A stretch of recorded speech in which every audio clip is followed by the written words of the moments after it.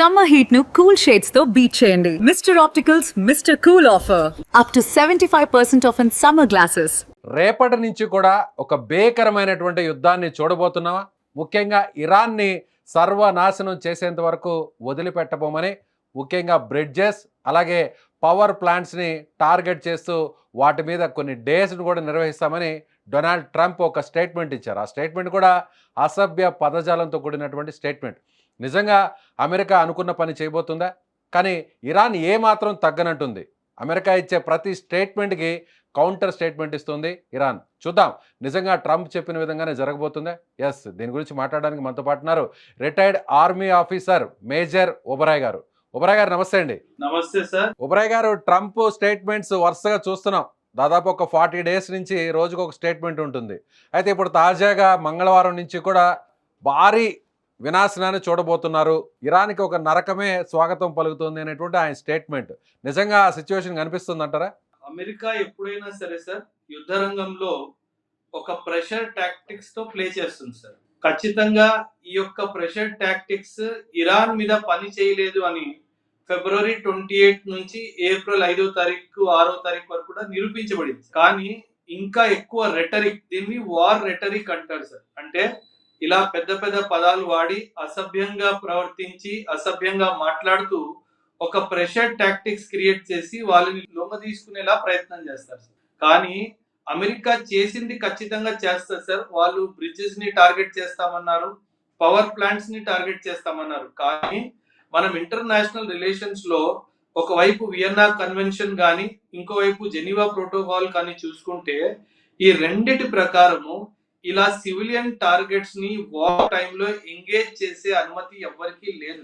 They cannot target the civilian infrastructure. దీన్ని ఒక war crime లాగే భావిస్తారు. ప్రెసిడెంట్ అయిన ట్రంప్ అసభ్య లాంగ్వేజ్ యూజ్ చేస్తూ వీటిని టార్గెట్ చేస్తామన్నది మాత్రము ముమ్మాటికి తప్పు. అది జరుగుతుందా జరగదా అన్నది మనం వెయిట్ చేసి వాచ్ చేసి చూడాలి సార్. ఇప్పటి వరకు ట్రంప్ ఎన్నో విషయాలు పర్సనల్ గా స్టేట్మెంట్స్ ఇచ్చారు అండ్ ఎన్నో విషయాల మీద వెనక్కి స్టెప్ తీసుకున్నారు. కానీ రెండో వైపు మనం ఇరాన్ ని చూసుకుంటే గనక వాళ్ళు స్టేట్మెంట్స్ చాలా ఆలోచించి ఇచ్చారు. కానీ ఇచ్చిన ప్రతి ఒక్క స్టేట్మెంట్ మీద వాళ్ళు నిల్చున్నారు. సో మేము అమెరికా చేసే దాడికి నిల్చుంటాము, భయపడకుండా ఉంటాము అని చెప్పి కూడా ఒక క్లియర్ స్టేట్మెంట్ ఇరాన్ రిలీజ్ చేసింది. మాకు ఎటువంటి భయం లేదు అని ఒక సంకేతాన్ని ఆల్రెడీ ఇరాన్ ఇచ్చేసింది సార్. ఎస్, ఒబరాయ్ గారు, చూస్తే కూడా మనకి F-35 లాంటి ఫైటర్ జెట్స్ని కూడా కూల్చేస్తుంది అవలీలుగా. ఆల్మోస్ట్ సెకండ్ ఫైటర్ జెట్స్, దానికోసం C-130 ప్లేన్స్ని పంపించింది. అదేవిధంగా ఒక మిలిటరీ దళాన్ని కూడా పంపించడం జరిగింది. అంటే అంత ఈజీగా 35 ఫైటర్ జెట్ని కూల్చే సామర్థ్యం ఎక్కడి నుంచి వచ్చిందంటారు ఇరాన్కి? సో బ్యాక్ ఎండ్లో ఏదైనా చైనా కానీ రష్యా కానీ ఎయిర్ డిఫెన్స్ సిస్టమ్ సహకారం ఏదైనా అందిస్తుంది అనుకోవచ్చా? 100% రష్యా చైనా సపోర్ట్ లేకుండా ఇరాన్ ఇక్కడ వరకు నిల్చోదు సార్. ఇది ఒక విషయం. అయితే రెండో విషయము మనం గమనించాల్సింది ఏంటంటే ఇరాన్ ఈ యుద్ధానికి 1979లో ప్రిపరేషన్ స్టార్ట్ చేసింది సార్. సో ఆల్మోస్ట్ 46-45 సంవత్సరాలుగా ఈ యుద్ధం కోసం ఇరాన్ ఎదురు చూసింది సార్.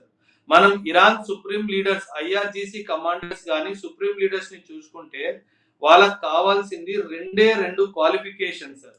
ఒకటి అమెరికాని ద్వేషించాలి, రెండోది ఇజ్రాయెల్ ని ద్వేషించాలి. ఈ రెండు ఆలోచన ఉన్న మనిషినే వీళ్ళు సుప్రీం కమాండర్స్ లాగా సెలెక్ట్ చేసుకున్నారు. అంటే ఒక దేశము, ఒక లీడర్షిప్ 46 ఇయర్స్ గా ఈ యొక్క యుద్ధాని కోసం ప్రిపేర్ అవుతుంది. వాళ్ళు చాలా బ్యూటిఫుల్ గా అమెరికన్ వార్ స్ట్రాటజీని స్టడీ చేసి ఈ యుద్ధంలో దిగారు సార్. ఇరాన్ చాలా స్పష్టంగా ఒక స్టేట్మెంట్ ఇచ్చింది, ఈ యుద్ధాన్ని నేను స్టార్ట్ చేయలేదు, కానీ ఈ యుద్ధాన్ని నేను ఆపను. ఎప్పటి వరకైతే అమెరికా గాని, అమెరికాకి సంబంధించిన యుద్ధ ఆయుధం గాని, సోల్జర్ గాని ఈ యొక్క ప్రాంతాన్ని పూర్తిగా ఖాళీ చేసి వెళ్ళిపోరో అప్పటి వరకు నేను ఈ యుద్ధాన్ని కొనసాగిస్తూనే ఉంటాను అని చెప్పి ఒక చాలా పెద్ద స్టేట్మెంట్ ఇవ్వడం జరిగింది. అండ్ ఇదే జరిగితే గనక ఈ యొక్క యుద్ధము రానున్న 1 గాని 2 గాని 3 సంవత్సరాలుగా ఎలా అయితే రష్యా యుక్రెయిన్ వార్ నడుస్తుందో అలాగే ఒక 2-3 ఇయర్స్ గా ఈ యుద్ధం నడుస్తుంది సార్. అండ్ దీని ఫలస్వరూపంగా విశ్వవ్యాప్తంగా ఎఫెక్ట్ ఉంటుంది, ఇండియా కూడా అఫెక్ట్ అవుతుంది, ఎందుకంటే ఆయిల్ ప్రైజెస్ అఫెక్ట్ అవుతాయి కాబట్టి సార్. ఎస్ ఉబరాయ్ గారు, అమెరికా పవర్ఫుల్ కంట్రీస్లో నెంబర్ 1 ప్లేస్లో ఉంది. డిఫెన్స్లో కూడా అమెరికా దగ్గర ఉన్నటువంటి టెక్నాలజీ కానీ, వెపన్స్ కానీ, ఫైటర్ జెట్స్ కానీ, సో రాడార్స్ కానీ, ఇవన్నీ కూడా నెంబర్ 1 అంటారు. కానీ అలాంటి అమెరికాకు సంబంధించినటువంటి ఫైటర్ జెట్స్ను అవలీలగా కూల్చేయడం చూస్తుంటే, సో దీని వెనక ఖచ్చితంగా చైనా, రష్యా ఉన్నాయనుకోవచ్చు. కానీ ఇప్పుడు ఇరాన్ మీద అమెరికా చేస్తున్నటువంటి వార్ వల్ల అమెరికా పరువు ప్రతిష్ట కోల్పోతుంది.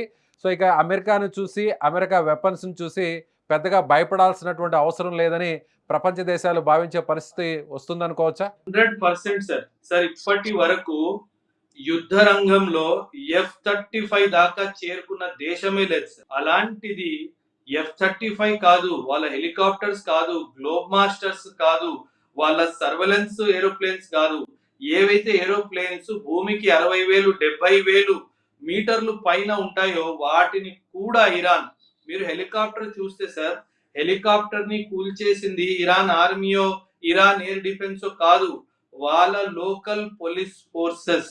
అంటే ఇరాన్ ఒక మెసేజ్ వరల్డ్ కి ఏమిచ్చిందంటే, అమెరికాతో కానీ, అమెరికా ఆయుధాలతో కానీ, అమెరికా యుద్ధ నీతితో కానీ భయపడాల్సిన అవసరం లేదు అని చెప్పి నిరూపించేసింది.